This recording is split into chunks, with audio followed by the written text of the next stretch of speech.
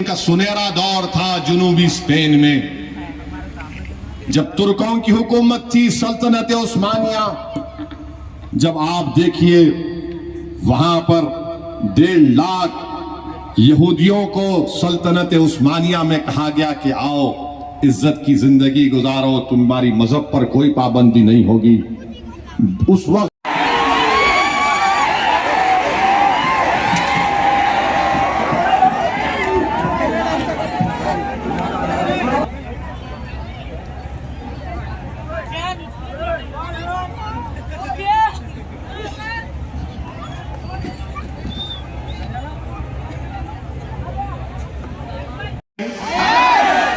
है नहीं है? चिचा जरा आप भी तो बोलो।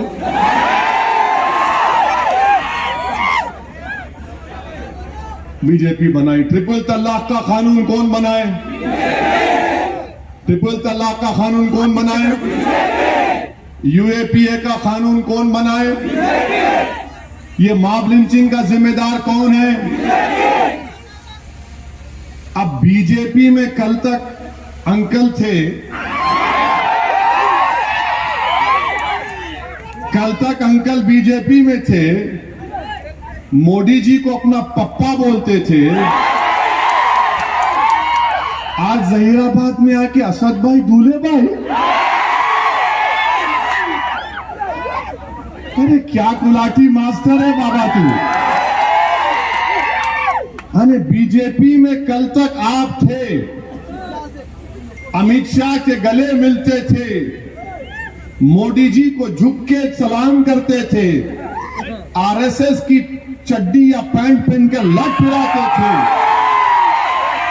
अब कांग्रेस का खनवा पहनकर आ गए। मेरे को अभी यहां पर डाइस पर हमारे सैयद मकसूद साहब कहां है भाई? चले गए। सैयद मकसूद साहब अपनी किताब दिए तर्जुमा करके, क्या लिखे? कांग्रेस आरएसएस की अम्मा। ये लो देख लो आप, मैं झूठ नहीं बोल रहा। जरा देख, जरा इसको टीवी पे ले लो, जरा वीडियो पे ले लो और अपने व्हाट्सएप ग्रुप में डालो। कांग्रेस आरएसएस की मां।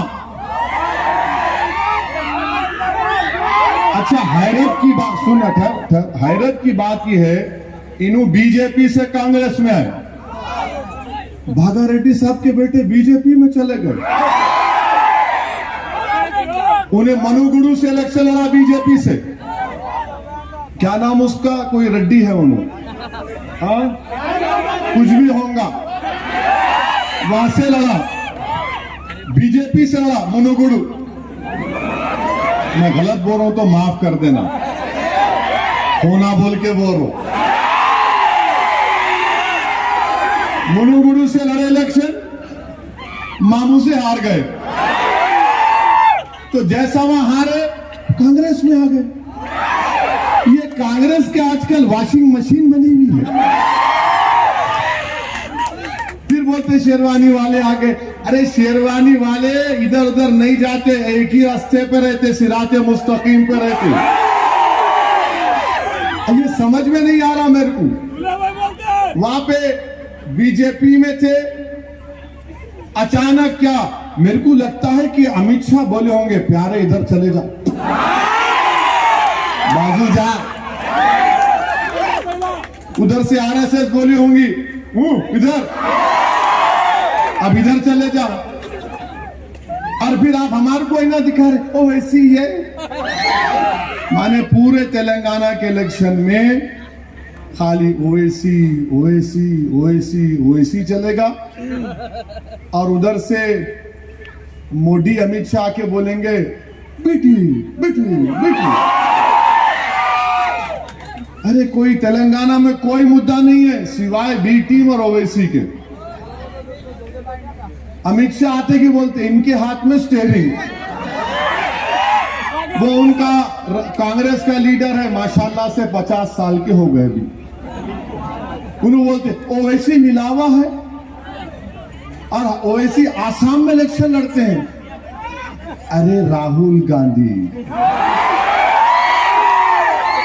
मैं आसाम में आज तक इलेक्शन नहीं लड़ा, अब इन्हों बोल रहे तो अब दिमाग में बात पैदा हुई,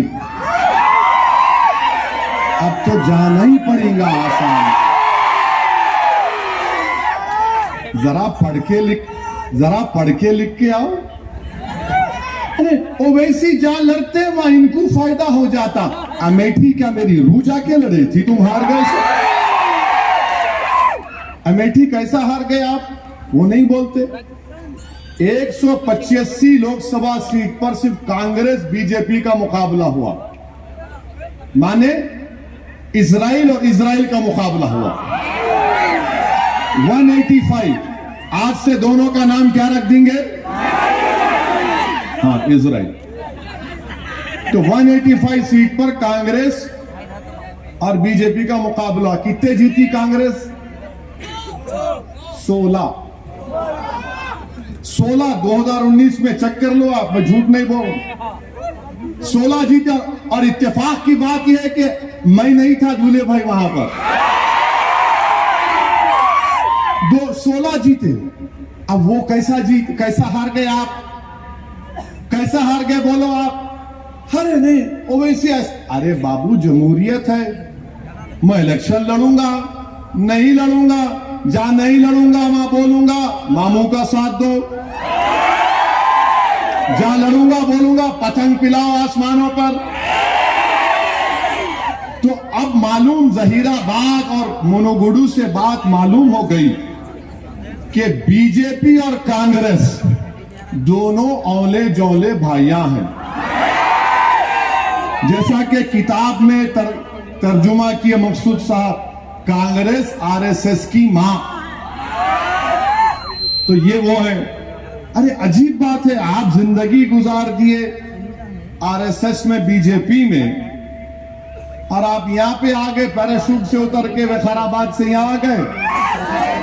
ऐसा करे, वो करे, ये करे। अरे बाबू कांग्रेस वालों, ये मेरी दरियाफ्ती की उम्र नहीं है, मेरे को बेटा है 14 साल का। आप अपनी दरियाफ्ती कर लो ना, अकेले है तुम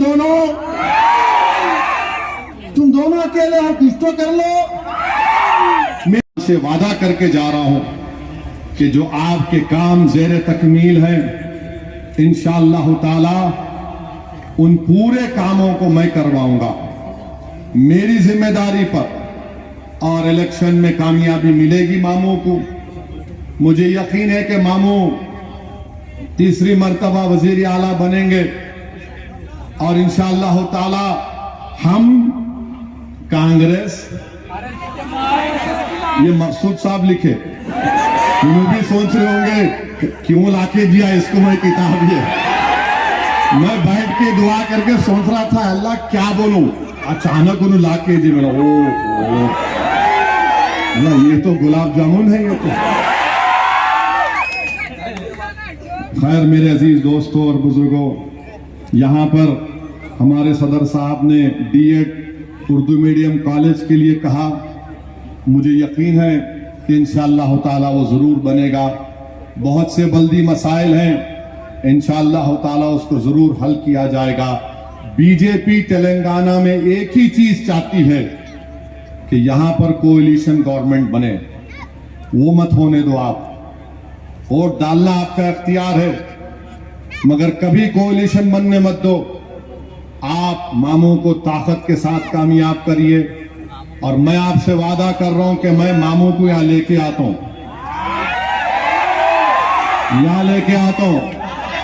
खुरेज गली से शुरू करिए अपन, इंशाअल्लाह खुरेज गली से शुरू करेंगे। अभी नु वखाराबाद से आए नु वहीं जाने वाले हैं, वहीं जाते होंगे। उन्होंने क्या समझ लिया, यहाँ की लाल मट्टी वहां की लाल मट्टी एक है।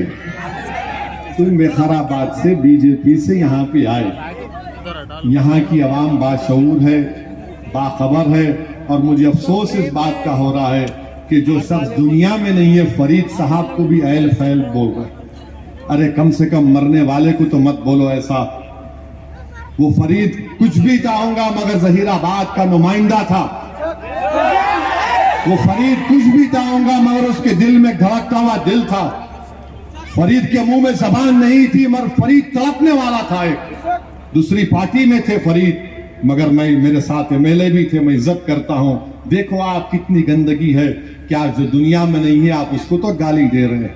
खैर कोई बात नहीं, 30 नवंबर को इंशाअल्लाह ताला सब आवाम अपना फैसला देगी। मेरे अजीज दोस्तों और बुजुर्गों, मेरी आपसे गुजारिश है कि मेरे वास्ते भी दुआ करो। मैं भी आपका गुलाम हूं, मैं भी आपका खादिम हूं। पूरे मेरे पीछे पड़ गए, मोदी, अमित शाह, राहुल, पूरा ऐसा दिख रहा, पूरा झुंड का झुंड मेरे पीछे पड़ा हुआ। और सब क्या कर रहे, वहां क्यों बोल रहे, और मैं क्या कर रहा हूं, मैं खड़ा हुआ हूं सीना तान के। आओ खाली लुंगी उठा के डराने के दिन चले गए, हो गया, टाइम नहीं है। वो भारत मेरा है, मेरा ही रहेगा। तुम मेरे घर पे आके दस्तक मारते, अच्छी बात है। अब ये आवाम फैसला करेगी। आप मंजलिस की कामयाबी के लिए भी दुआ करिए। जहां से हमारे उम्मीदवार रहेंगे वहां पतंग को पिलाना, जहां नहीं रहेंगे मामू को समझाना, मामू को कामयाब करना। तो क्या मैं उम्मीद करूंगा कि आप लोग जहीराबाद में जहां से मंजलिस नहीं होंगी मामू का साथ देंगे। अरे जरा हाथ उठा कर बोलो। अरे वहां से नहीं उठ रहे हाथ, डर रहे, पूरे हाथ उठा के बोलो।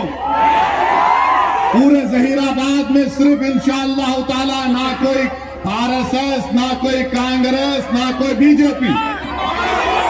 क्यों नहीं? क्योंकि कांग्रेस बस। आपका बेहद शुक्रिया, आप तशरीफ लाए। अल्लाह के खिलाफ खड़े हो जाओ, जालिम के खिलाफ खड़े हो, जालिम का साथ मत दो। और कभी दिल में यह ख्याल भी आता है कि कहां है सलाहुद्दीन अय्यूबी, कहां है सलाहुद्दीन अय्यूबी। नौजवानों, सलाहुद्दीन अय्यूबी की रूह तुमको पुकार पुकार कर कह रही है कि जब तक तुम अच्छे इंसान नहीं बनोगे, जब तक तुम नेक नहीं बनोगे, दुनिया से जुल्म का खात्मा नहीं होगा। 2006 में या 5 में मुझे दमिश्क, जिसको उर्दू में दमिश्क कहते हैं, जाने का मौका मिला। मैं उस मस्जिद उमैयद में भी गया था। अगर मेरा हाफिजा सही है तो उसमें हजरत इदरीस अलैहिस्सलाम की एक लंबी खबर है। कर नमाज अदा किया और फिर उसके बाद उस मुकाम को जाकर देखा मैंने जिसमें अबू दाऊद में लिखा गया कि इस मुकाम पर हजरत ईसा आएंगे। फिर उसके बाद मेरे साथ एक नदवतुल उलेमा के एक आलिम, नौजवान आलिम दीन थे, शायद अब वो बरतानिया में है। मैंने उनसे कहा कि भाई ये तो देख लिए, मुझे एक चीज दिखाओ, मुझे सलाहुद्दीन अय्यूबी की खबर को जाना, मुझे सलाहुद्दीन अय्यूबी की खबर को देखना है, मुझे नूरुद्दीन जिंगी को जाकर सलाम करना है। मैं गया, सलाहुद्दीन अय्यूबी की मज़ार के सामने खड़े हुआ। आप अंदाजा नहीं लगा सकते कि आंख से एक आंसुओं का रेला जा रहा था कि आखिर क्या था नहीं मालूम। एक जियाले की खबर को देखकर मेरे रोंगटे खड़े हो गए सलाहुद्दीन अय्यूबी को याद करके, क्योंकि मेरे बचपने में मेरे मरहूम वालिद मुझे सलाहुद्दीन अय्यूबी के बारे में सिखाते थे, बताते थे। मैं सलाम किया सलाहुद्दीन अय्यूबी को, मैं सलाम किया नूरुद्दीन ज़ंगी को। मेरी ऐसी कैफियत हो गई कि 15-20 मिनट से खामोश खड़ा रह गया वहां पर, और मैं तसव्वुर की दुनिया में चला गया कि सलाहुद्दीन अय्यूबी ने क्या क्या कुर्बानियां दी थी। मेरे अजीज दोस्तों और बुजुर्गों, इसीलिए मैंने एक वीडियो में देखा कि एक मां अपनी औलाद की लाशों को देखकर पुकार कर कह रही है कि अल्लाह, सलाहुद्दीन अय्यूबी आज भी जिंदा है, मेरे बेटों को मैं नजराने पेश कर रही हूं शहादत के। मेरे अजीज दोस्तों और बुजुर्गों, हमको दुआओं के जरिए इन जालिमों के लिए, इनकी बर्बादी के लिए हमको अल्लाह से दुआ करना है, इन कमजोरों के लिए अल्लाह से दुआ करना है। और मुझे यकीन है कि आज भी अहले दिल है, मुझे यकीन है कि आज भी अल्लाह के वली इस दुनिया में है। मेरा कामिल यकीन है कि अल्लाह का कुतुब भी है, अब्दाल भी है, औताद भी है। वो जरूर दुआ कर रहे होंगे। मेरी उनसे भी दुआ है कि आप अल्लाह के चहीते बंदे हैं, इन लोगों के लिए दुआ करिए। मेरे अजीज दोस्तों और बुजुर्गों, जब हिसाब किताब का दिन होगा तो इसी जगह पर होगा, अशर का मैदान। तो कम से कम आप और हम खड़े होकर कह सकेंगे कि अल्लाह, हम तो जहीराबाद में थे मगर हमने रो रो कर तुझसे दुआएं की, हमने मरने वालों की तकलीफ को, अपनी तकलीफ को महसूस किया। अल्लाह, हमने उन बच्चों की लाशों को देखकर, उन खवातीन की लाशों को देखकर ये समझा कि हमने भी खोया है। तो मेरे अजीज दोस्तों और बुजुर्गों, मैं ये जरूरी समझता हूं कि मैं कुछ कहूं, क्योंकि असदुद्दीन ओवैसी से भी पूछा जाएगा कि बताओ, तुमको ये सब चीज नेमतें दी गई, तुमने कम से कम अपनी जबान से कुछ बोल देते, तुम कम से कम जबान से ये जालिम इजराइल के खिलाफ बोल देते। मैं हमेशा इन जालिमों के खिलाफ बोलता रहा और बोलता रहूंगा। मुझे यकीन है कि अल्लाह सुब्हानहू तआला इन जालिमों को शिकस्त देगा। मुझे यकीन है कि अल्लाह फलस्तीनियों को कामयाब करेगा। मुझे यकीन है कि नदी से समंदर तक फलस्तीन का मुल्क बनेगा। मुझे यकीन है कि जो आज गाजर मूली की तरह काटे जा रहे हैं, अल्लाह इनके सरों पर इज्जत का ताज रखेगा इंशाअल्लाह ताला। मुझे यकीन है कि अल्लाह इन मासूम बच्चों की शहादत को रायगा जाने नहीं देगा। मुझे यकीन है कि मरने वाले बच्चों की औलाद इंशाअल्लाह ताला फलस्तीन को आजाद करेगी। जो कौम, जिन लोगों के पास दौलत नहीं होती, ताकत नहीं होती, वो अटूट परवरदिगार पर भरोसा करते हैं। मेरे अजीज दोस्तों और बुजुर्गों, सबक लो। जो लोग मायूस हो जाते हैं भारत